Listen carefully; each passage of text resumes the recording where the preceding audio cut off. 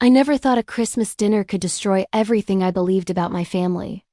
But there I was, fork halfway to my mouth, when my grandfather's words shattered my entire world like glass hitting concrete. "So, sweetheart, how are you enjoying the house we bought you?" The question hung in the air, innocent and conversational, the way he might ask about the weather or my job. I blinked at him across the table, the twinkling lights from the Christmas tree casting shadows that suddenly felt sinister. My mouth opened, then closed. I looked at my mom, then my dad, searching for context, for understanding, for anything that would make sense of what he just said. "I'm sorry, Grandpa," I said slowly, setting down my fork with a hand that had started to tremble. "What house?" The silence that followed was the kind that drowns people. It was thick and suffocating, and I watched as all the color drained from my mother's face.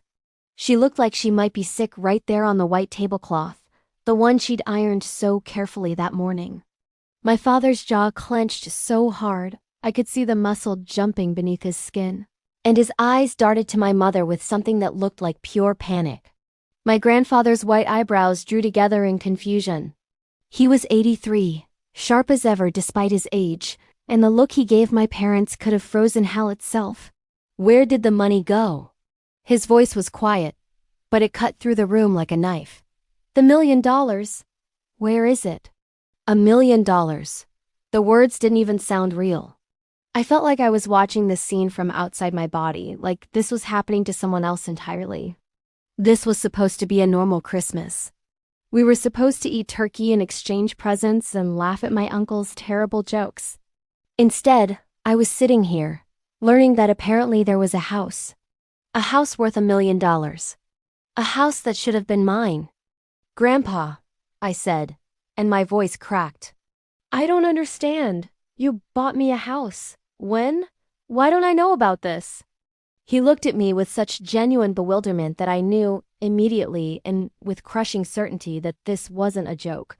This wasn't some elaborate surprise.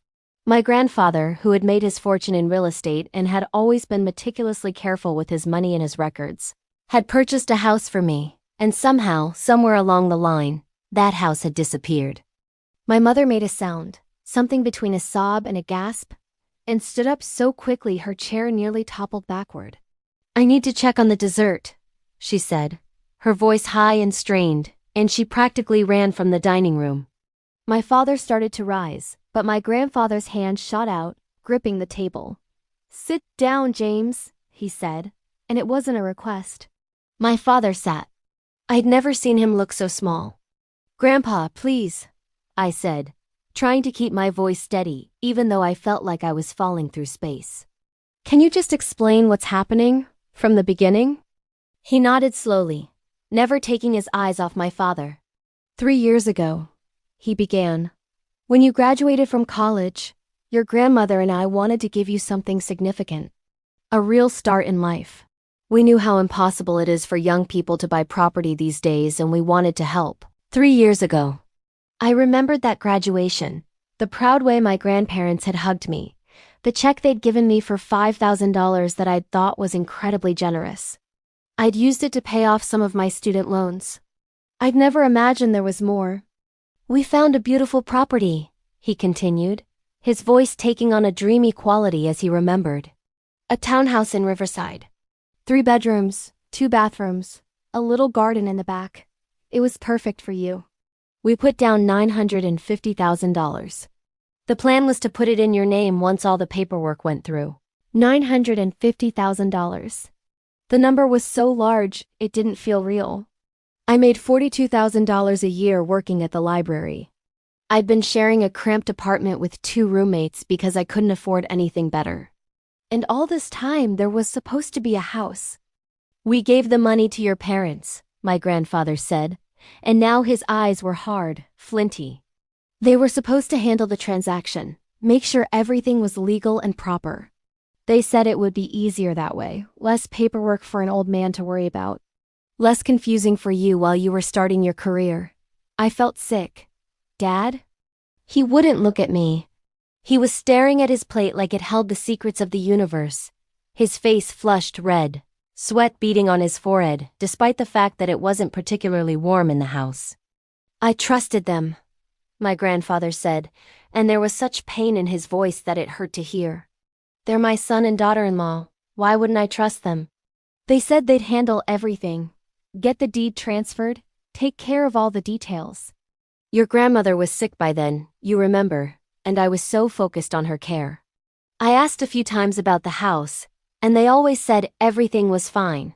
It was all being processed. It was a complicated transaction, my father said suddenly, his voice hoarse. There were issues with the title, and then the seller backed out, and we had to find another property and— Don't lie to me. My grandfather's voice cracked like a whip. I'm old, James, but I'm not senile. I hired a lawyer last week. A good one.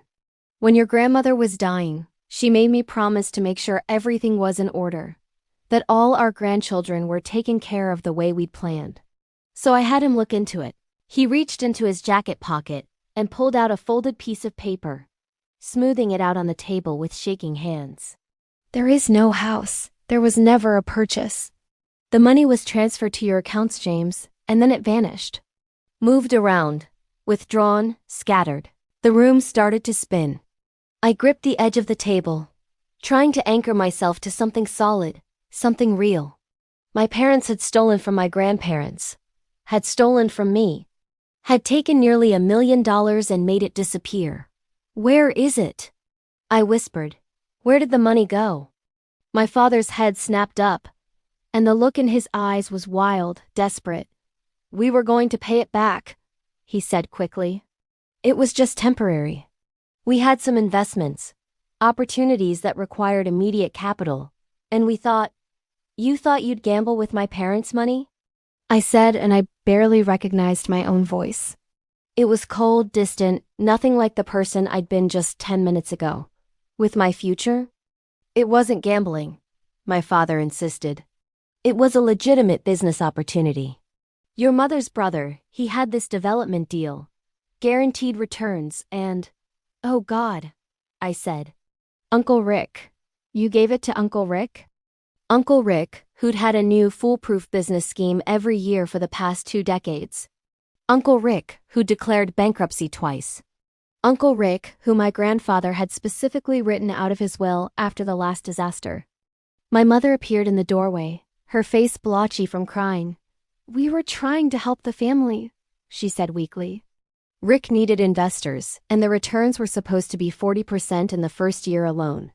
We thought we could give you the house plus an extra $100,000. Make it even better than your grandparents had planned. But the development went nowhere, my grandfather said flatly. Didn't it? The silence was answer enough. I pushed back from the table and stood, my legs shaking. I need to understand this, I said. You took money meant for me. Life-changing money. And you gave it to Uncle Rick for one of his schemes. And now it's gone. Not all of it, my father said quickly. There's still some left, maybe 200,000. We can— 200,000 out of 950,000, I said. You lost 3/4 of it. We made a mistake, my mother sobbed. We made a terrible mistake. But we love you, honey. We were trying to make things better for you, for all of us. The family was struggling, and we thought— You thought about yourselves, my grandfather said, cutting her off. You saw money that wasn't yours, and you spent it. Simple as that. I felt tears burning in my eyes, but I refused to let them fall. Not yet, not here. I've been killing myself working 2 jobs, I said softly. Last winter, I was so sick I could barely stand, but I went to work anyway because I couldn't afford to miss a shift. I've been eating ramen and rice for dinner most nights because groceries are expensive.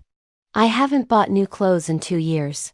I haven't been able to visit friends in other cities because I can't afford the gas. My mother reached for me, but I stepped back. Don't, I said. Don't touch me right now. We were going to make it right, my father said. We've been trying to build it back up. Every spare penny has been going toward. I don't see you eating ramen, I said, looking around at our carefully decorated middle-class home. I don't see you working 2 jobs. You have a new car in the driveway, Mom, I saw it when I got here. When did you get that? She had the grace to look ashamed. Last month, she whispered. But it was a necessity. My old car was a necessity. I laughed, and it sounded broken even to my own ears. A necessity. Was the cruise you took last spring a necessity too? The one to Alaska that you posted about all over Facebook. That was paid for with points, my father said weakly. Stop lying. The words burst out of me, loud enough that I saw my father flinch. Just stop lying. You stole from your own parents. From me. You took my future and you threw it away on Uncle Rick's fantasy, and then you just... What? Hoped no one would notice. Hoped Grandpa would die before he thought to check. Charlotte, my mother gasped. Don't say such things. But my grandfather held up a hand. Let her speak, he said quietly. She has every right. I trusted you, I said. And now the tears were coming, hot and angry. My whole life, I trusted you. When you told me I couldn't afford a better college, I believed you. When you said I needed to be responsible and practical and not follow my dreams of graduate school because of the cost, I listened. I gave up on things I wanted because I thought we couldn't afford them. And all this time, you were sitting on nearly $1 million that belonged to me. It belonged to your grandparents, my father said. They chose to give it to us to handle. It belonged to Charlotte, my grandfather said firmly. The moment I wrote that check, it was hers. You know that, James. You've always known that. I looked at my parents, really looked at them, and I saw strangers. These people who had raised me, who I'd loved unconditionally, who I'd thought loved me the same way. How long had they been lying? How many times had they looked me in the eye and deceived me? How many times had I mentioned stress about money, about my tiny apartment, about my struggles, and they'd said nothing? I need to leave, I said, my voice hollow. Charlotte, please, my mother said, moving toward me. We can fix this. We'll figure something out. We'll sell the house. The house with the mortgage, I said. The house you're underwater on because Dad refinanced it twice. I know about that. I've known for years that you were struggling. And you were struggling because you lost my money. My grandfather stood, moving with the careful deliberacy of age. Come with me, he said to me. Let's go talk in the other room. I followed him into his study, the room that had always felt like a sanctuary. He closed the door and moved to his desk, pulling out a file folder. For a long moment, he just stood there, his hand resting on it, looking every one of his 83 years. Your grandmother, he said finally. She knew something was wrong. The last year of her life, she kept asking about your house. She wanted to visit it, see you settled. I kept telling her the paperwork was still being processed, that we'd go see it soon. I think she knew I was being put off by your parents. I think she died knowing we'd been betrayed by our own son. Grandpa, I whispered, my heart breaking for him. She loved you so much, he said, turning to look at me with watery eyes. All 5 of her grandchildren, but you especially. You were the first. You used to sit with her for hours, even as a teenager, just talking. She wanted you to have stability, security. She wanted you to have the kind of start in life that she and I never had. I crossed the room and hugged him. This man who had always been a pillar of strength, and felt him shake with silent sobs against my shoulder. We stood like that for a long time. What do? I asked finally. How do I come back from this? He pulled back and wiped his eyes. You have choices to make, he said. I've already made mine. I'm writing them out of my will. Everything that was meant for them will be divided among you and your cousins instead. And I'm taking legal action to recover what I can. You're suing them. I'm holding them accountable, he corrected gently. There's a difference. This isn't about punishment. It's about making sure they can't do this to anyone else. And about recovering whatever is possible for you. I don't want to destroy them, I said, even though part of me did fiercely and completely. You're not destroying them, he said. They destroyed themselves the moment they chose to betray the people who loved them most. You're just refusing to pretend it didn't happen. We talked for over an hour. He showed me the lawyer's report, the bank statements, the trail of money. It was all there, laid out in black and white. $950,000, transferred in increments to my parents' accounts, then scattered to Uncle Rick's failed development project, to their own debts, to lifestyle inflation that had happened so gradually I hadn't even noticed. A new kitchen renovation. That Alaska cruise. My father's new car 2 years ago. Dinners out, clothes, small luxuries that had seemed reasonable at the time but had added up to my stolen future. When I finally emerged from the study, my parents were still at the dining table, looking shell-shocked. The Christmas dinner sat cold and congealing, forgotten. The lights on the tree that had seemed so festive now felt mocking. "I'm leaving," I said to the room at large. "I'll be staying with Grandpa for the next few days while I figure things out." "Charlotte, please," my mother said, standing up. "Can't we talk about this? You're our daughter. We love you." "If you loved me," I said, each word deliberate and careful, "you would have given me my house." "If you loved me, you would have told me the truth when Grandpa asked about it the first time. If you loved me, you wouldn't have let me struggle while you lived on my money." "We made a mistake," my father said. "One mistake." "Are you really going to throw away our whole relationship over one mistake?" I stared at him. "It wasn't one mistake, Dad. It was 1,000 little choices, made over and over again for 3 years. It was every time I called you stressed about money and you said nothing. It was every time you saw me exhausted from working doubles and didn't tell me the truth. It was every time you looked Grandpa in the eye and lied to him. Those weren't mistakes. Those were choices." I picked up my purse and my coat. My mother was crying openly now, but I couldn't let myself feel sympathy. Not yet. "Maybe not ever. The lawyer will be in touch," my grandfather said from behind me. "You'll want to get your own representation. You're really doing this?" My father asked, and there was anger in his voice now, underneath the desperation. "You're taking your father to court, your own son?" "You stole from me," my grandfather said simply. "You stole from your daughter. Why wouldn't I take you to court?" We left them there, in the ruins of what should have been a family Christmas. As I followed my grandfather's car to his house, I watched the Christmas lights blur past through my tears. Every decorated house felt like a mockery, every nativity scene an inflatable Santa, a reminder of the illusion I'd been living in. My grandfather's house was dark and quiet when we arrived. He'd been living alone since Grandma died 18 months ago, and the emptiness was palpable. He made us tea, moving slowly around the kitchen, and we sat at his table without speaking for a while. "Your grandmother left you something," he said finally, reaching into his pocket. "I was supposed to give it to you when you moved into your house. Seems like now is as good a time as any." He handed me a small jewelry box. Inside was her wedding ring, a simple gold band worn thin from 60 years of marriage, and a folded letter. My hands shook as I opened it. "My dearest Charlotte," it read in her careful handwriting. "If you're reading this, it means you've gotten the house your grandfather and I bought for you. I hope you love it. I hope you fill it with books and plants and, eventually, if you want, with love and maybe children. I hope it gives you the security to chase your dreams, to take risks, to live boldly. But more than any house, I want you to know that you are loved. You are valued.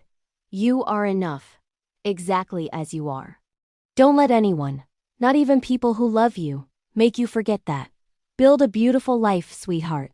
You deserve it. All my love. Grandma."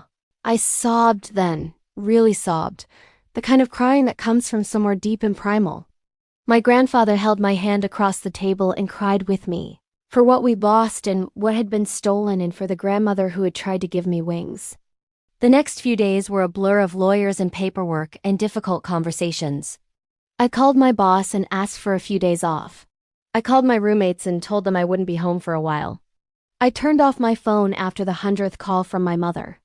My grandfather's lawyer was a sharp woman named Patricia Chun who didn't sugarcoat anything. "We can recover some of the money," she told me in her office. "The 200,000 they claim to have left, certainly. Maybe more if we can trace where everything went and if any assets can be liquidated. But getting back the full amount? That's unlikely unless your parents have resources I don't know about." "They don't," I said flatly. "They have debt." "That's what they have." She nodded. "I'm sorry." "I know this isn't easy. What happens to them? I asked. Legally. I mean, that depends on several factors, she said. Your grandfather could press criminal charges for fraud and embezzlement. Or we could handle this through civil court. The criminal route would be more severe, potentially including jail time. The civil route focuses on financial recovery and restitution. I looked at my grandfather. He looked older than he had a week ago, tired and sad. I don't want them to go to jail, I said. They're still my parents, even if I hate what they've done. But I need them to face consequences. Real ones. Then we go the civil route, Patricia said. We'll file a lawsuit for the full amount plus damages. We'll seek liens on any property they own. We'll garnish wages if necessary. It won't be fast, and it won't be pleasant, but it will be legal and it will be clear. So that's what we did. The lawsuit was filed 2 days after Christmas. My parents hired a lawyer they couldn't afford and tried to fight it, but the paper trail was too clear. The money had been meant for me, given in trust to them, and they'd spent it on themselves and Uncle Rick's fantasy. The story got out somehow. Small-town gossip moves fast, and soon everyone knew. I got calls from cousins I hadn't spoken to in years, some supportive, others accusing me of tearing the family apart. Uncle Rick called drunk at 2 a.m, cursing me for ruining his sister's life. I blocked his number. My Aunt Sarah, my mother's sister, reached out with a different message. "I'm so sorry," she said when we met for coffee. I knew Rick had gotten money from somewhere for that development project, but I didn't know it was from you. If I had known, I would have tried to stop it. Did you invest in it too? I asked. She shook her head. Rick wanted me to, but I've learned my lesson with his schemes. I'm sorry about that too. I should have warned your parents. I knew it would fall apart. It felt good to have someone in the family on my side, even if it was complicated by the fact that it was her brother who'd been the catalyst for all this destruction. The case moved forward slowly, grinding through the legal system with frustrating deliberation. I went back to work, back to my shared apartment, back to my life. But nothing felt the same. I looked at people differently now, wondered what they were hiding, what lies they might be telling themselves to justify their choices. My parents tried to reach out constantly. Letters, emails, showing up at my apartment until I threatened to call the police. My mother's messages were always the same. They were sorry, they'd made a mistake. Please forgive them, please don't do this. My father's were angrier, accusing me of being ungrateful, reminding me of everything they'd done for me growing up, as if 18 years of basic parenting somehow entitled them to steal my future. I didn't respond to any of it. What was there to say? 6 months after that Christmas dinner, the settlement came through. My parents had to sell their house. They had to liquidate their retirement accounts. They had to hand over every penny they could scrape together. In the end, I got back $420,000. Less than half of what had been meant for me, but more than I'd had before. It's not enough, my grandfather said when Patricia called with the news. It's not nearly enough. It's something, I said. It's more than I thought I'd ever see again. What will you do with it? He asked. I've been thinking about that for months. I'm going to buy a house, I said. A smaller one than you and Grandma wanted for me, but mine. Really mine. And I'm going to go back to school, get my master's in library science like I always wanted. Live the life they almost stole from me. He smiled, the first real smile I'd seen from him since Christmas. Your grandmother would love that, he said. I bought a little 2-bedroom house in a quiet neighborhood, nothing fancy but perfect for me. I spent weekends painting the walls colors I chose, planting flowers in the garden, making it mine. I applied to graduate programs and got accepted to 3 of them, choosing the one with the best financial aid package because, even with the settlement money, I was cautious now. I'd learned the hard way that security could be an illusion. My grandfather came to visit after I'd been in the house for a month. He walked through slowly, taking in every detail, and when he was done, he stood in the living room and cried. She would have loved this, he said. She would have been so proud of you. I wish she could see it, I said. She can, he said firmly. I believe that. We had dinner that night in my new kitchen, nothing fancy, just pasta and salad, and it felt like a new beginning. Like maybe something good could come from all this pain. I didn't speak to my parents for a full year. When my mother finally showed up at my door, unannounced, she looked older, smaller. She was living in a rental apartment, she told me, working full-time at a job she hated. Dad was working 2 jobs to try to rebuild their savings. They'd lost most of their friends. The family had fractured, with some people taking their side and others taking mine. "I'm not asking you to forgive me," she said, standing on my front porch. "I don't expect that. I just needed you to know that I understand what we did. I understand that we destroyed your trust and that we can never get that back. I understand that we were selfish and foolish and we hurt you in ways that can't be fixed." "Okay," I said. "I loved Rick's dream," she continued. "I got caught up in it. The idea that we could make your house even better, give you more than your grandparents had planned, be the heroes of the story. I was stupid. I was greedy. And I'm sorry. I'm so sorry." I looked at her, this woman who had raised me, who had taught me to read and helped me with homework and held me when I cried. This woman who had betrayed me so completely. "I'm sorry too," I said.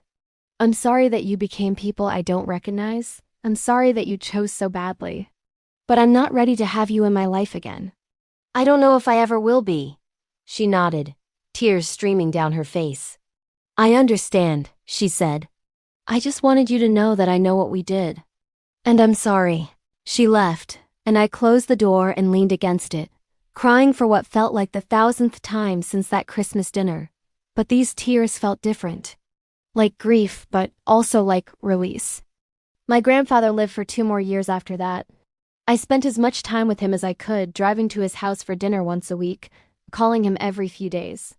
He sold the big family home and moved into a condo, something easier to manage. He traveled a little, visited old friends, seemed to find some peace. When he died, it was quiet and quick, the way he'd wanted. Heart attack in his sleep. The funeral was awkward, with my parents on one side of the church and me on the other. Cousins and aunts and uncles divided down the middle like a divorced family at a wedding. He left me another letter. This one was shorter. "Charlotte," it read, "I'm proud of you. Not because you fought for what was yours, though I admire that. Not because you bought a house and went back to school, though those things are good. I'm proud of you because you refused to let betrayal destroy who you are. You stayed kind, you stayed strong. You built a life worth living. Your grandmother and I loved you more than words can express. We always will. Love, Grandpa." The will reading was exactly what he'd promised. My parents got nothing. Everything was divided among the grandchildren, with an extra portion for me to make up for what they'd stolen. It wasn't enough to replace what I'd lost, but it was something. Another cushion. Another piece of security. My parents contested the will, of course. They fought it for another year, wasting money on lawyers they couldn't afford, burning bridges that could never be rebuilt. They lost, eventually. The will was ironclad. I haven't seen them in 3 years now. Sometimes I miss who they used to be, or who I thought they were. I miss the idea of parents I could trust. I miss the innocence of believing that family meant unconditional love and loyalty. But I don't miss them. Not the real them. The ones who looked me in the eye and lied for years. The ones who lived on money meant for me and let me struggle. The ones who chose their own comfort over my future. I finished my master's degree. I got promoted at work. I'm dating someone kind and honest. Someone who understands why I need transparency in every part of our relationship. I have friends who've become my chosen family. I have a house that's really mine, filled with books and plants and Sunday morning coffee in my garden. Sometimes on Christmas, I think about that dinner. About the moment everything changed. About the look on my parents' faces when my grandfather asked his question. About how quickly a life can shatter and how slowly it can be rebuilt. I think about the house I was supposed to have. The 3-bedroom townhouse in Riverside with a little garden. I've driven by it a few times. Someone else lives there now. Someone who has no idea of the dreams and betrayals tied to those walls. But I also think about the house I do have. The one I chose myself. The one I bought with money I fought to recover. The one that represents not what was given to me, but what I clawed back from the edge of loss. This house is smaller. It's simpler. It's not what my grandparents envisioned for me. But it's mine in a way that other house never could have been. It's built on truth instead of lies. It's built on strength instead of betrayal. And maybe that makes it worth more than $1 million ever could. I keep my grandmother's ring in a box on my dresser. Sometimes I take it out and hold it, remembering her words about building a beautiful life. About being loved and valued and enough. She was right, I am enough, I always was. The house was just a symbol, a representation of love and hope and security. But those things don't come from buildings or bank accounts. They come from within. They come from the choices we make every single day to keep going, to keep building, to keep believing that we deserve good things. My parents took a lot from me. They took money and time and trust. They took the simple faith that the people who love you will protect you. They took years of my life that I spent struggling when I didn't have to. But they didn't take everything. They didn't take my strength. They didn't take my ability to love and trust again, even if it's harder now, even if it's more careful. They didn't take my future. That Christmas dinner feels like a lifetime ago. Like it happened to someone else, but it also feels like yesterday. Like a wound that heals but never quite stops aching. I've learned that families can be complicated. That love isn't always enough. That sometimes the people who are supposed to protect you are the ones you most need protection from. I've learned that forgiveness is complicated, that it doesn't mean forgetting or accepting or allowing people back into your life. I've learned that you can grieve for people who are still alive. That you can miss who someone was while hating who they became. That blood doesn't always mean loyalty. But I've also learned that you can survive betrayal. That you can rebuild from ruins. That you can take the shattered pieces of your trust and slowly, carefully construct something new. I don't know if I'll ever speak to my parents again. Some days I think maybe someday when enough time has passed. Other days I know that bridge is burned beyond repair. Both things can be true. I can love who they were and hate what they did. I can understand their choices without forgiving them. I can wish them well while keeping them out of my life. The truth is that Christmas dinner didn't just destroy my family. It revealed what my family really was. It stripped away the pretense and showed me the truth I'd been too naive to see. And while that truth was painful, while it cost me years of grief and anger and loss, it also set me free. Free to build my own life. Free to choose my own family. Free to define for myself what love and loyalty really mean. I'm 30 years old now. I own a house. I have a career I love. I have people in my life who would never betray me the way my parents did. I have security, not because someone gave it to me, but because I built it myself. And someday, maybe, I'll have children. And I'll tell them about their great-grandmother who wanted to give me a house. I'll tell them about the grandfather who fought to make things right. I'll tell them about the Christmas dinner that changed everything. But I won't tell them to trust blindly. I won't tell them that family means accepting anything. I'll teach them that love requires honesty, that trust must be earned, that sometimes the hardest thing and the right thing are the same. I'll teach them to be kind but not naive, to be generous but not foolish, to give people chances but not unlimited ones. I'll teach them what my grandparents tried to give me, that they are loved and valued and enough, that they deserve security and stability and the chance to chase their dreams. But I'll also teach them what I learned the hard way, that those things are ultimately up to them. That no gift, no matter how generous, means as much as what you build yourself. That the houses that matter most are the ones we construct from our own strength, our own choices, our own refusal to let betrayal define us. That Christmas dinner was supposed to be a celebration.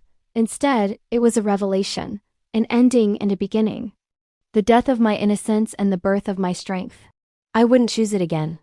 I wouldn't wish this pain on anyone. But I also wouldn't trade who I've become.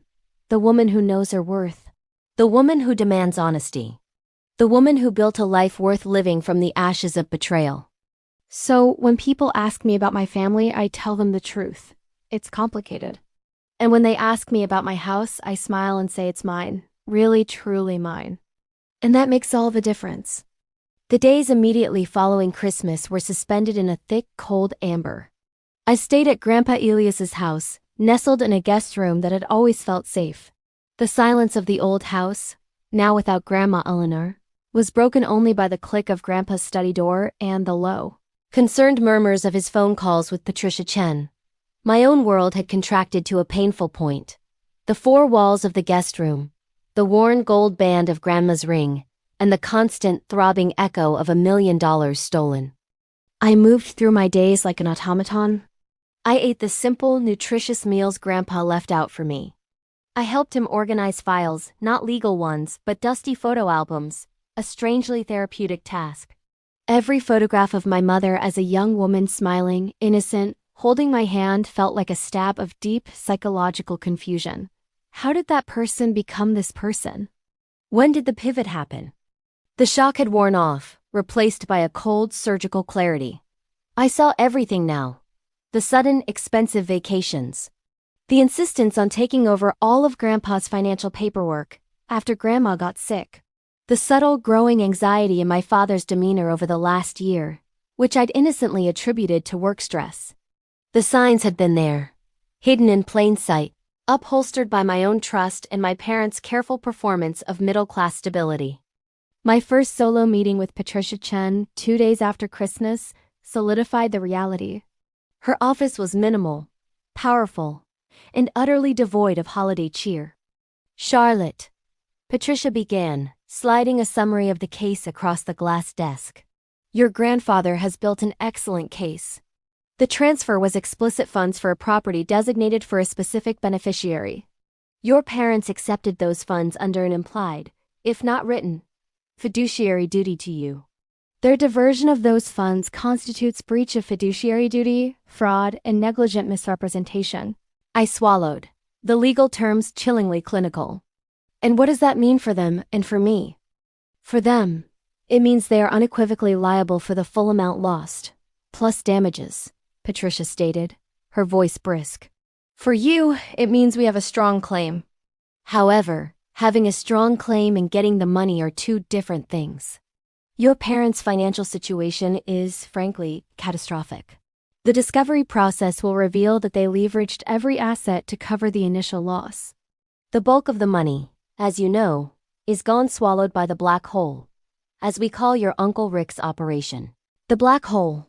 It was an apt term for the way my future had simply ceased to exist. Your grandfather's goal is accountability, Patricia continued. My goal is recovery. We are filing a civil suit seeking $950,000 in principal, plus $150,000 in punitive and emotional distress damages, totaling $1.1 million. This puts maximum pressure on them to liquidate. I asked the hard question. Will they lose their home? Patricia didn't hesitate. Almost certainly. That house is their single largest asset, and it is heavily mortgaged. We will place a lien on it immediately. It's the only way to recover anything substantial beyond the initial $200,000 they claim to have left. Walking out of that office, the weight of my decision pressed down on me. I was not just suing my parents. I was forcing the sale of the house I grew up in. The place where I learned to ride a bike, where I celebrated birthdays, where I once believed everything was safe and warm. But as I drove back to Grandpa's, I reminded myself of the truth. The house was already sold. They had sold it the moment they prioritized Uncle Rick's fantasy and their own luxury spending over their daughter's security. The next 3 months were a psychological and financial slog. The official lawsuit papers were served in mid-January. The quiet, devastating drama of Christmas burst into public knowledge. The reactions were immediate. My cousins, those who weren't siding with my parents, were universally shocked and angry. My Aunt Sarah called constantly, offering non-legal support. She started bringing me simple casseroles at Grandpa's house, a quiet act of loyalty. "It's awful, Char," she whispered over one such dinner. "But you have to see this. Your mom." She never could handle money, and James was always chasing the big win. They never grew up, honey. They treated $1 million like found cash, not a life trust. The calls from my parents began to escalate from desperate pleading to angry demands. I had blocked their numbers, but the email chain became a toxic repository of their escalating resentment. Subject: This is unacceptable. Charlotte, February 14th. You are tearing this family apart over a misunderstanding. We were going to fix it. We sacrificed for you your entire life, and this is how you repay us. Grandpa is being cruel, and you are being cold and ungrateful. You are forcing us into bankruptcy. You will regret this. Dad. I saved every single message, forwarding the most aggressive ones to Patricia, who simply noted, "Excellent." Further evidence of emotional distress and lack of remorse. The lowest point came with their counterfiling. Their lawyer, a cheap shark named Mr. Davies, filed a response arguing two main points: that the funds were a personal loan to James and Sarah from Elias, not a trust for Charlotte. That Charlotte was demonstrating a pattern of financial entitlement and emotional manipulation to coerce funds from her elderly grandfather. Reading those documents felt like having acid poured over my history. They were not just lying about the money. They were rewriting my character and attacking my relationship with my grandfather. This is standard defensive strategy, Patricia explained, holding my gaze firmly. Attack the victim to distract from the crime. Don't engage. Your job now is to focus on work, school applications, and your mental health. We fight this on paper. I was still working at the library, the fluorescent lights and the smell of old paper a familiar grounding presence. But the stress was physical. I was chronically tired, I lost 10 pounds, and the constant fear of seeing my parents in public made me anxious and withdrawn. My roommates noticed. "You're never here, Char," my roommate Chloe said one night, catching me packing an overnight bag. "What's really going on?" "Did your parents?" I finally broke the news. The essential facts only. My parents. They stole money from my grandparents that was meant for me. It's nearly $1 million. I'm suing them to get back what I can. The silence in the cramped hallway was heavy. Chloe, usually flippant and carefree, just stared. "Charlotte, that's a novel." Their shock, while painful to convey, was also validating. It reminded me that this wasn't normal. This was a massive, life-altering betrayal. The process of discovery was the most grueling phase. My parents were forced to submit every bank record, tax return, and investment statement from the last 5 years. Patricia laid it all out for me on a massive conference table, hundreds of pages. The money trail was clearer than ever. James and Sarah hadn't just lost the money. They had actively tried to cover the paper trail, moving funds between accounts, withdrawing large amounts of cash labeled vaguely as business expenses, and even trying to leverage my grandfather's own financial contacts to get new loans based on the false promise of high returns from Uncle Rick's venture. "Look at this," Patricia said, pointing to a ledger entry from 18 months prior. $12,000 cash withdrawal. Month of Alaska cruise. Then another. $4,500 for home upgrades, 3 months after the kitchen renovation. They funded a lavish lifestyle on money that was supposed to be paying for your down payment. The financial records were the final nail in the coffin of my trust.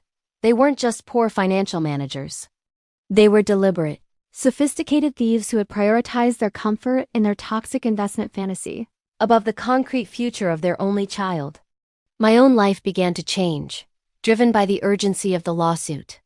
I used the recovered $200,000, the undisputed remnant they admitted to possessing, as a down payment. I worked with a real estate agent, a sharp, no-nonsense woman who understood my need for absolute financial transparency. "No tricks, no hidden fees, no leveraging," I told her. "I need simple, solid, and small." I found a little 2-bedroom bungalow with an overgrown garden in a neighborhood that needed work but had potential. It was $350,000, a number I could manage a mortgage on, even with the remaining lawsuit uncertainties. I pored over the mortgage documents, consulting Patricia on every clause. Security was no longer a given. It was a fortress I had to personally build, brick by cautious brick. In May, I received my acceptance letters to graduate school. It was a massive victory. I chose the program with the highest reputation and the most generous scholarship, determined to make every penny count. But the emotional war continued. My mother began sending letters by physical mail to Grandpa's address, knowing I was there.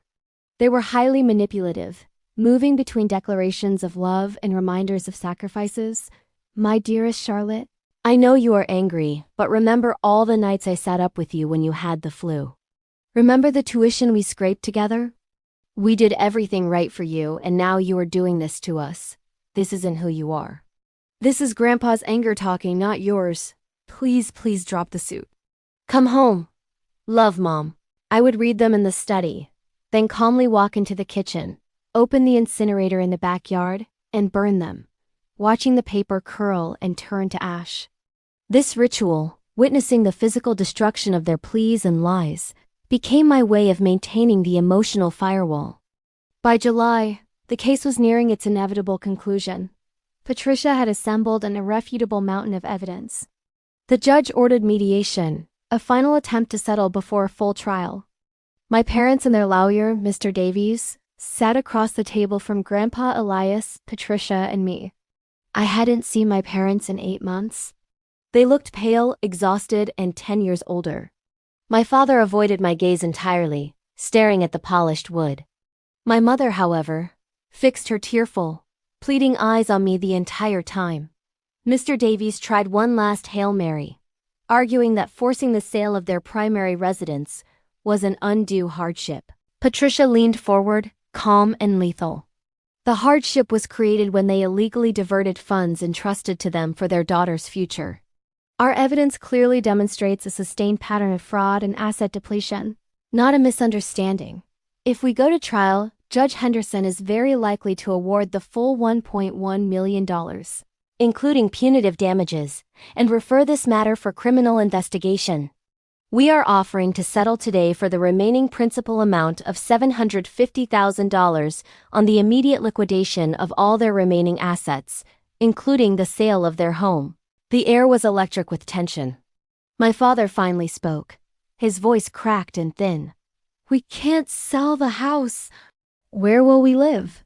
That is a decision you should have considered before you gambled with your daughter's life, Grandpa Elias said quietly, his voice heavy with finality. The mediation ended without resolution, but the message was clear. They would lose everything, either through a negotiated sale now or a forced liquidation and possible criminal referral later. 2 weeks later, Mr. Davies called to concede. The settlement was signed on August 15th. The terms, immediate. Liquidation of their home. Foreclosure avoided only by a fast voluntary sale. Liquidation of all remaining retirement savings, mutual funds and investments. Transfer of all sale proceeds, less outstanding mortgage and minimal legal fees, directly to Charlotte. Charlotte waives the right to pursue further punitive damages or criminal charges. The family home went on the market immediately, a public, humiliating display of their collapse. I didn't drive past it. I didn't want the trauma of watching someone else walk through the living room where my world had shattered. On September 5th, the call came from Patricia. The sale had closed. The liquidation was complete. After all the debt, the fees, and the remaining principal were accounted for, the final figure recovered for me was $420,000. I sat at my kitchen table looking at the number. $420,000. Combined with the $200,000 already recovered, I had received a total of $620,000. It was $330,000 short of the original gift. It's not enough, I said, repeating Grandpa's words from months before. It's the maximum recovery possible, Charlotte. Patricia countered gently. They are financially wiped out. They will be renters for the rest of their lives. The accountability has been delivered. Now you can move forward. The money arrived as a wire transfer 2 days later. It sat in a high-yield savings account, a powerful, sobering lump of security. It was the physical manifestation of 9 months of legal trench warfare, betrayal, and broken relationships. A week later, I moved into my little bungalow, closing the door on the painful temporary shelter of Grandpa's home. The new house was small, simple, and purchased with money that represented truth and struggle, not illusion and ease. I bought the house, paid down a significant portion of the mortgage, and set aside the rest for my master's program. My parents moved into a cramped rental apartment across town. I heard about it from Aunt Sarah. They were still together, still bitter, still convinced they were the victims of a ruthless daughter and an unfeeling patriarch. As the autumn leaves began to turn, I enrolled in my master's program, walking onto the campus feeling a sense of profound, hard-won freedom. The weight of the world was still heavy, but now it was the weight of responsibility for my own security, not the crushing weight of someone else's lies. Moving into the little two-bedroom bungalow in October felt less like a celebration and more like a defensive action. I didn't have a big housewarming party. I had a slow, methodical unpacking operation. The house, while mine, still felt temporary, like a structure I had to continuously inspect for flaws. I spent the first few weeks not decorating, but securing. I upgraded the locks, installed a simple alarm system, and memorized every creak and shadow. Security, both financial and physical, was my new obsession. My grandfather came over one chilly Saturday in November to help me hang shelves. The simple domestic task was deeply comforting. "You're still checking the statements twice a day, aren't you, Charlotte?" he asked gently, pausing with a level in his hand. I didn't try to deny it. Every morning. Every evening. "I keep expecting to see a huge withdrawal labeled Uncle Rick's revenge." He chuckled, but it was sad. The fear is natural. But you have to shift the focus, sweetheart. You fought a war to get this foundation. Now you have to use it. "You can't let them steal your peace too." He was right. The mental energy I was dedicating to monitoring their potential future actions was crippling. I started channeling that vigilance into the one thing that was unequivocally mine, my education. Graduate school was a brutal but welcome distraction. The program was rigorous, blending online coursework with intensive weekend sessions at the university 2 hours away. The pursuit of my master's in library science, MLS, wasn't just about a degree. It was about reclaiming the intellectual ambition my parents had convinced me to suppress due to cost. Now, with the settlement funds acting as a buffer, the choice was mine, and I attacked the coursework with fierce dedication. I discovered a deep intellectual satisfaction in research and archival theory that my library assistant job couldn't offer. Christmas that year was intentionally minimalist.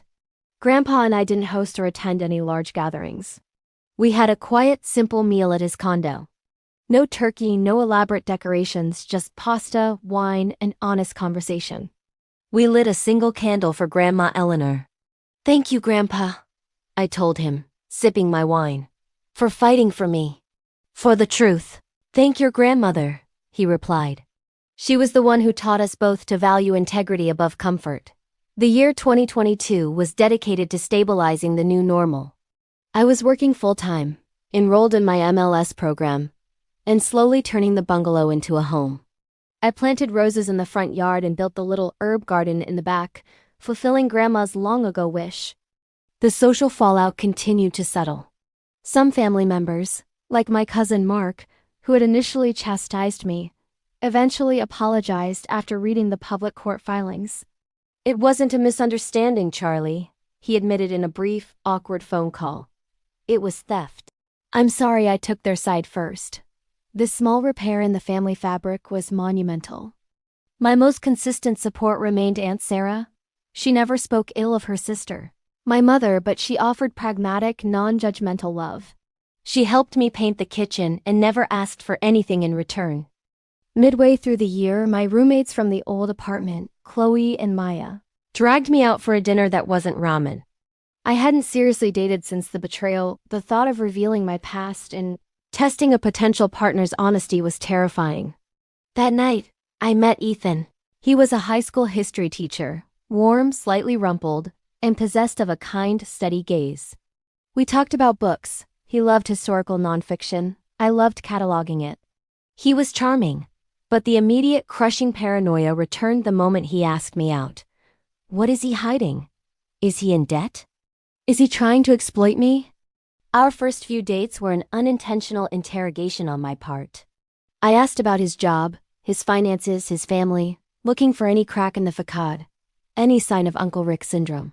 Finally, on our third date, I couldn't bear the deception anymore, the deception of appearing normal. We were sitting in a quiet coffee shop. "Ethan," I started, setting down my mug, my hands trembling slightly. "I need to tell you something." I haven't been honest about my life over the past few years, and if this goes anywhere, you need to know the truth. I laid out the story, quickly but clearly. The gift, the betrayal, the lost trust. the subsequent financial collapse of my parents, and the utter destruction of my idea of family. I explained the lingering paranoia. The reason I looked at his car, his clothes, and his budget. He listened, silent and attentive, his expression shifting from curiosity to shock, then settling on deep sympathy. When I finished, the silence was broken only by the whir of the espresso machine. "Wow, Charlotte," he said softly. "That is a lot. Thank you for trusting me with that." I braced myself for the rejection, the "you're too complicated" line. Instead, he reached across the table and covered my hand with his. "I don't think you're paranoid. I think you're wise. You've been through a trauma that most people never face. And you didn't let it turn you bitter or passive. You fought for what was yours and you built this life back with integrity." "That's incredibly brave." He paused, then added with a gentle smile. "For the record, my bank account is mostly student loan debt, and my biggest financial risk is buying vintage graphic novels. And if you ever need to see the receipts for anything, just ask. I promise, no one will ever tell you you can't go to grad school again." That moment, his validation of my wisdom rather than an attempt to dismiss my paranoia, was the turning point in my emotional recovery. Ethan became my quiet, steady ballast, a living example that honesty and transparency were possible. In the spring of 2023, I completed my master's degree, graduating with honors. The degree wasn't just a qualification. It was a symbol of the future they tried to steal, now retrieved and polished. Coinciding with my graduation, the city library offered me a promotion to head of archival and reference services, a significant jump in salary and responsibility. The combination of the MLS and the financial stability from the settlement meant I could finally let go of the exhaustion of working 2 jobs and the terror of missing a shift.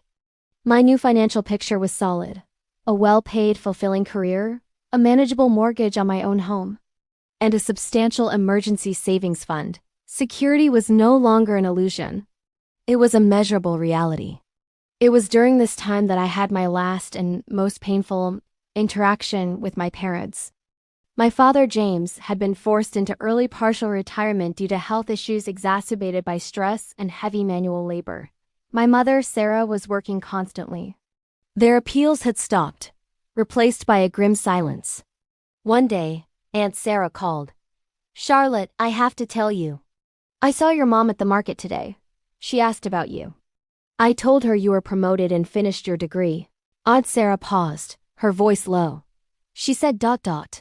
She said, "I guess she got what she wanted then." Good for her. At least someone's happy. The message was a complex finality. It wasn't an apology, but it wasn't pure resentment either. It was a statement of acceptance of the outcome, tinged with self-pity. They had accepted that I was gone, that I was successful, and that I had won the fight for my future. I didn't reach out. I couldn't. I realized that my refusal to engage was not vengeance. It was self-preservation. I had grieved for the people they were and the relationship we had. To let them back in would be to risk new, more sophisticated forms of emotional exploitation. It is now late 2025. I am 33 years old. I live in my house, the little fortress of solitude I built with truth and recovery. The herb garden is thriving. Ethan and I are serious. He knows every corner of my financial and emotional history, and our trust is built on shared ledgers and open dialogue. The memory of the Riverside townhouse, the one with the large garden and 3 bedrooms, still surfaces occasionally. I drove past it recently. It was beautiful, framed by immaculate landscaping. But it felt cold, distant, like a picture in a magazine. I realized that the physical structure was never the point. The $1 million was never the point. The point was the security it represented, the freedom from worry, the capacity to choose my own path. And that security was something I ultimately had to earn by fighting.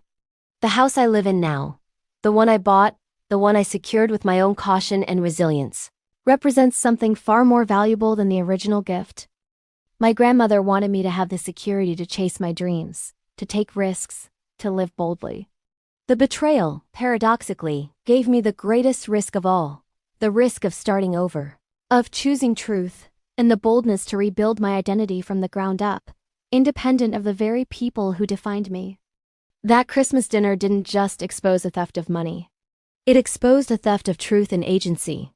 By refusing to accept the lies, by fighting the long, grinding legal war, I recovered not just a settlement check, but my own sense of self-worth and my capacity for true, honest relationships. The house is a symbol of my survival. And that survival, earned in the fires of betrayal, is priceless. I have now significantly expanded the story, covering the initial betrayal, the 9-month legal and emotional war of attrition, and the 2-year period of recovery and rebuilding. Would you like me to expand the story further by focusing on the specific relationship dynamics? Perhaps detailing a key moment in Charlotte's relationship with Ethan, or her final moments with Grandpa Elias. Grandpa Elias at 86 was slowing down visibly. His move to the condo had been beneficial, but his energy was fading. I drove over every Sunday, bringing dinner and checking his accounts, a ritual born of the previous trauma, but now sustained by mutual love. One rainy November evening, after we'd finished a pot roast I'd made, he led me into a small study. It was neatly organized, but lacked the formidable scale of the old house's library. He moved to a safe behind a framed photograph of Grandma, and pulled out a heavy, leather-bound book. It wasn't the legal report nor his personal will, but an old family ledger. The leather was worn smooth, the pages brittle. "This," he said, placing it on the desk, "is the real family record, Charlotte. It predates the banks. It's what my father used, and his father before him." Every penny earned, every property bought, every major debt, every gift, every liability. It's the story of the Elias family fortune. He opened it to a page from the 1960s, showing the purchase of the first investment property. Then he turned to a recent page, meticulously recording the $950,000 intended for me, followed by a harsh, single line detailing the final settlement figure. "Your father never saw this book, Charlotte. He wasn't ready for it. He valued the symbol, the wealth, but not the accountability it requires. He wanted the benefit without the burden of truth." He pushed the book toward me. "I wanted to give you this now. It's not just a book of numbers. It's the ultimate measure of trust I have left to give. I trust you to respect this truth and to teach your own family someday. That financial stability isn't about how much you have, but how honestly you manage what you do have." I ran my hand over the worn leather, tears stinging my eyes. The weight of the gesture was enormous. It wasn't a bank account. It was the legacy of integrity my parents had carelessly forfeited. "I won't let you down, Grandpa," I whispered. "You already haven't," he said, his voice soft but firm. "You took the wreckage they created and built a life that is yours. You didn't become them. That is the greatest victory." His final advice was simpler than any legal counsel. "Don't spend your life looking back, sweetheart. And don't ever think honesty costs too much. It's the only thing that's truly invaluable." 3 weeks later, I got the call. He had passed peacefully in his sleep. The funeral was as fractured as I remembered, but this time, the division didn't break me. I stood on one side, clutching the worn gold band and the quiet promise I'd made over the ledger. My parents were there, looking diminished and alone. They tried to approach me after the burial, tentative steps across the manicured lawn. My father spoke first, a low, gruff attempt at reaching across the void. "Charlotte, we're sorry about your grandfather." My mother simply stood behind him, her eyes vacant. I looked at them. The anger was gone, replaced by a vast, cold pity. They were no longer the giants who controlled my future. They were 2 ruined, middle-aged people who had lost their moral compass, and, consequently, their entire support system. "He died knowing the truth," I said, my voice low, clear, and steady. "And he died proud of the life I built. That's all that matters to me now." I did not wait for a response.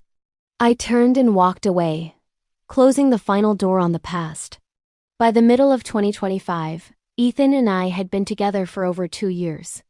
Our relationship was solid, built on late-night grading sessions, shared library trips, and, most importantly, radical transparency. Yet, one major hurdle remained: commingling finances. We decided to buy a small cabin upstate, a weekend escape, a shared dream. It required opening a joint account for the down payment and future mortgage payments. This single act brought all my buried trauma roaring back to the surface. I sat at the kitchen table, the joint application form spread out before me, a pen hovering over my signature line. My heart was pounding, my palms were sweating. The paper felt like a legal document authorizing my own demise. Ethan walked in, saw the tension etched on my face, and immediately sat down beside me, not touching the forms. "What's up, Char?" he asked gently. "I can't," I whispered, tears suddenly blurring the lines of the application. "I can't do this, Ethan. That feeling, it's back. That absolute certainty that if I put my name on this, if I mix my security with someone else's, it will be gone. Like it was before." I gestured wildly at the forms. "This account. It will be the perfect tool. You could transfer it out. You could tell me it's for a business opportunity. You could lie to me for 3 years, and I wouldn't know until it was too late. I know how easy it is." I saw the receipts. The fear was primal, a visceral memory of betrayal. Ethan didn't dismiss it. He didn't try to reason me out of it. He acknowledged the pain. "I understand," he said, taking my hand. "It's a fear born from fact, not fantasy. It's not about me. It's about what they did to you." He slowly picked up the application, then found a blank sheet of paper. He started drawing 2 large circles on the page. "Look, we don't have to do a joint account," he said. "The cabin will be a shared liability and a shared asset. Let's make the finances exactly the same way. We will have 3 accounts, yours, mine, and ours." He pointed to the overlapping section. "This ours account will only ever have one purpose, the mortgage and the utilities for the cabin. We set up automatic, equal transfers, $1,500 from your account, $1,500 from mine. If I ever need to make a transfer out of the ours account for something else, I promise you, I will not move 1 penny without showing you the detailed receipt and explaining the purpose first, via email, with a 24-hour waiting period."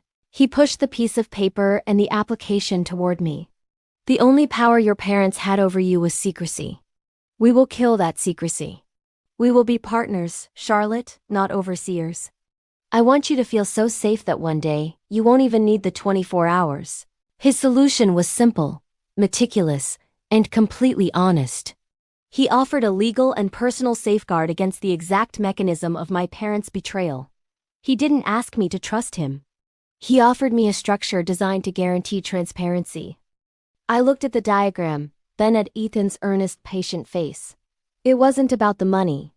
It was about the choice. He was choosing me over his own convenience and privacy. I took a deep breath, the paralyzing fear beginning to recede. I picked up the pen and signed the application, then looked up at him. "Thank you," I whispered, "for seeing the monster under the bed and not telling me it isn't real." "The monster was real, Char," he said, kissing my forehead. "But it lives in the past. We're building the future." The cabin was purchased 2 months later. It was tiny, rustic, and far from the city. It represented the first piece of property I had purchased with a partner, built on a foundation of fierce, intentional honesty. I still keep my grandmother's ring on my dresser, next to the heavy, leather-bound family ledger. Both are daily reminders of the price of integrity and the devastating cost of its absence. I built a life that is small, secure, and profoundly true. And in the end, that truth was worth far more than the $1 million that had vanished like smoke on that fateful Christmas night. The successful legal battle and the security of the new bungalow provided a physical safe haven, but my mind remained a chaotic battlefield. The most crippling symptom of the trauma was hypervigilance. It was an exhausting, relentless internal monitoring system designed to prevent the next betrayal. Since my parents' crime was conducted through seemingly normal, everyday actions, my hypervigilance manifested in specific domestic ways. Financial OCD. I would check my bank balance at least 3 times a day, morning, lunch, and before bed. This wasn't just checking. It was a compulsive need to ensure no money had vanished overnight. If an automatic bill payment was delayed by a few hours, a full-blown panic attack would ensue until the transaction was confirmed. I had to use a budgeting app not for budgeting, but for the comforting, immediate notification of every single transaction, no matter how small. The receipt hoard. I became a meticulous archivist of my own life. Every receipt, every bill, every utility payment confirmation was scanned, organized into a digital folder, and cross-referenced with bank statements. If a friend paid me back for coffee via an app, I immediately verified the incoming deposit and then sent a confirmation screenshot. This stemmed from the clear paper trail that exposed my parents' lies. I believed if my records were perfect, I could never be caught off guard again. Interrogation of intent. This was the most damaging aspect in my relationships. Every gesture of kindness or generosity was immediately met with suspicion. When Ethan first offered to pay for a minor car repair to surprise me, I froze. My immediate internal monologue was, why is he doing this? What does he need from me? Is this a precursor to asking for a loan? Is he generating goodwill capital to cash in later? It took a painful, tearful conversation for him to understand that accepting a gift felt like incurring an invisible, exploitable debt. My relationship with Ethan, while built on honesty, constantly tested the limits of my recovery. He was inherently kind and trusting, qualities I now viewed as dangerous naivete. The incident with the joint cabin account was the climax of our financial issues, but the trust deficits appeared in smaller, more intimate ways. Boundary testing. Early in our relationship, I would sometimes leave small, tempting documents in plain sight, a folder labeled tax documents on the kitchen counter, or a personal memo about my savings goals. It was an unconscious, terrible test. I needed to see if he would resist the urge to snoop or pry. He never failed. He always asked before touching anything personal, a respect for boundaries that slowly chipped away at the fortress I'd built around my life. The gift anxiety. For my birthday, Ethan bought me a beautiful, expensive ergonomic chair for my archival work, something I desperately needed but couldn't justify buying myself. Instead of delight, I felt panic. How much did this cost? I demanded, immediately. Did you go into debt? Did you pull this from your emergency fund? Do I owe you something for this? Ethan's response was crucial to my healing. Instead of being offended, he adopted a strategy Patricia Chen might have recommended: financial disarmament. He sat me down, pulled up his savings account balance, showing me it was fine, and then showed me the store's return policy. It cost X, he said, and I bought it because I love you and I want your back to stop hurting. There are no strings, no debt, and no expectation of repayment. If you hate it, we can take it back tomorrow. The radical transparency eventually broke through the trauma response. The family ledger Grandpa Elias gave me became an unexpected tool in managing my anxiety. It was a tangible artifact of honesty. When I felt the panic rising, the urge to obsessively check my balances, I would instead sit down with the old book. I wasn't looking at my parents' financial demise anymore. I was looking at the history of a business built on slow, measurable truth. I saw the long, agonizingly careful steps my grandparents took, the meager savings entries, the slow growth, the years where they saved every penny for an investment. It taught me that real security is not instantaneous, it is incremental. It is built with thousands of small, honest choices, not one large, risky gamble. I began to use the ledger concept in my own life.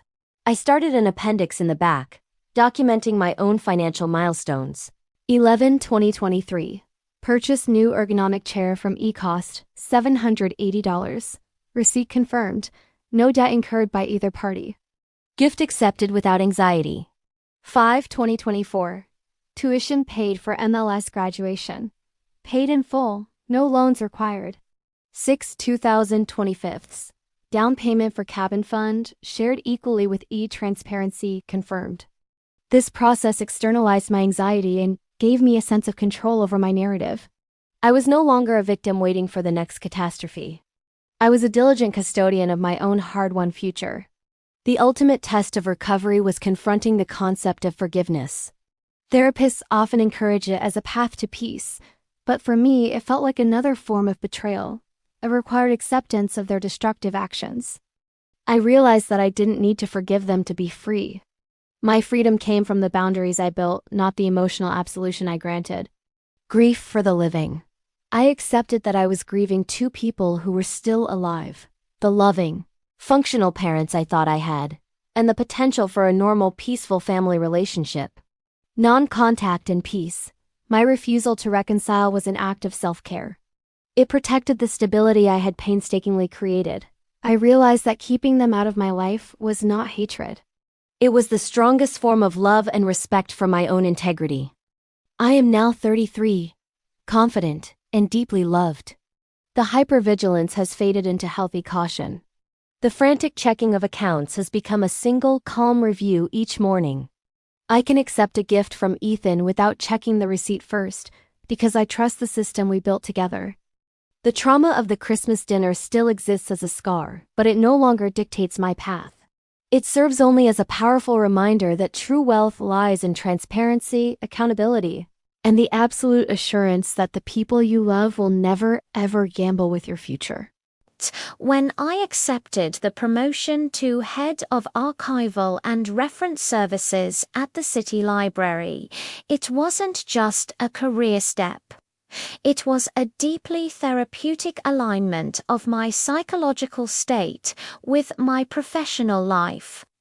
My trauma had instilled an absolute, non-negotiable need for order, structure, and verifiable documentation. The archive was the one place where truth was guaranteed and ambiguity was eliminated.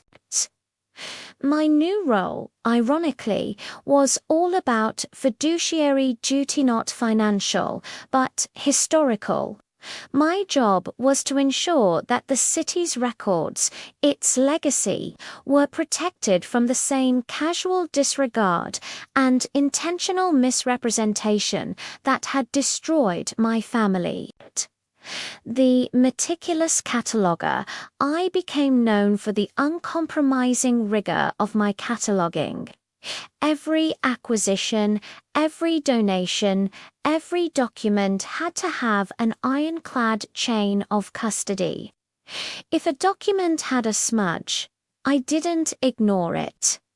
I documented it as condition note, mild staining, possibly water damage.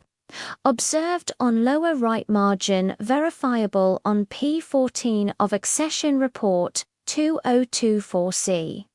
My need for absolute, verifiable accuracy was a direct reaction to the vague, self-serving lies my parents had relied on for years, fighting ambiguity. The concept of provenance, the history of ownership, and authenticity of an archival item became my professional religion. In the family lawsuit, the key to success was proving the provenance of the money. Now, in the archive, I rigorously questioned the source and context of every document. If a history was vague, I sent it back for further research. I couldn't tolerate the professional equivalent of "we gave the money to Uncle Rick and it sort of vanished." Establishing ironclad systems. I implemented a new digital preservation system that required triple verification for any deletion or modification of records. It was a digital lockbox against tampering. I needed the system to be incorruptible, a fortress against the casual corruption I had witnessed firsthand. I wasn't just preserving documents, I was protecting the integrity of history. A few months into my new role, a crisis erupted that perfectly mirrored my past: the case of the missing city council ledger. The ledger, documenting city expenditures from the late 1990s, was critical for an ongoing historical preservation project. It was supposed to be in a secure vault, but it was nowhere to be found. the retired archivist, who had been responsible for the records, vaguely recalled lending it to someone in the council, but there was no record of the loan, no signature, and no date of return. The paper trail had been carelessly abandoned. The sheer negligence sent a jolt of trauma through me. It was the institutional version of my mother saying, "The paperwork is still being processed." Instead of panicking, I drew on the structure I had learned from Patricia Chen and Grandpa Elias. You cannot fix what you cannot verify. Stop the lie. I immediately stopped the search and declared the ledger officially missing, presumed lost due to lack of documented provenance. This forced everyone to acknowledge the truth of the negligence. Rather than pretending the ledger would magically appear, meticulous discovery, I assembled a team and initiated a detailed discovery process, cross-referencing old intake logs, interdepartmental memos, and even the retired archivist's personal calendar. We didn't look for the ledger. We looked for the paper trail of the betrayal, the record of the loan that should have existed. The system solution. We eventually found a photocopy receipt tucked into an old binder in the mayor's officer faint. Unsigned record. It led us not to the council, but to a private historical society that had borrowed the original years prior. They had simply forgotten to return it, relying on the former archivist's trust. The ledger was recovered. The result wasn't just the return of a document. It was the validation of my process. The system I had internalized, distrusting vague assurances and relying solely on verifiable, documented truth, was not paranoia. It was the only way to safeguard reality. My professional success and the stability with Ethan eventually allowed me to integrate my traumatic past into my identity without letting it consume me. I started a small online mentoring group for young women entering finance or law, which I called the Accountability Circle. I never revealed the full details of my own case, but I taught them the lessons. Audit your own life. You should be the chief financial officer of your own life. I'd tell them. Know every penny. Read every contract. Never delegate understanding. The cost of convenience. Be wary of anyone, family or partner, who tells you their way is easier or less confusing. Control requires paperwork. Honesty requires transparency. The gift test. If someone gives you a gift that feels like it comes with a string, ask what the string is. If they deny the string, but you still feel it, document the interaction and decline the gift. Protect your freedom. The most profound shift came when Ethan and I were planning a major renovation on our bungalow. We sat down with the contractor's estimate. It was a dense 3-page document. Ethan, relaxed, reached for a pencil. Looks good, Cha. Let's sign it. I stopped him. No, we read every line right now. I don't care if it takes 3 hours. He smiled, not with pity, but with respect. You're right. Let's do it. What's the definition of a fixture versus a supply in section 2.1? We spent the evening poring over the fine print, arguing over the material cost, and negotiating the payment schedule. It wasn't romantic, but it was intimate. It was a shared act of deliberate, mature responsibility.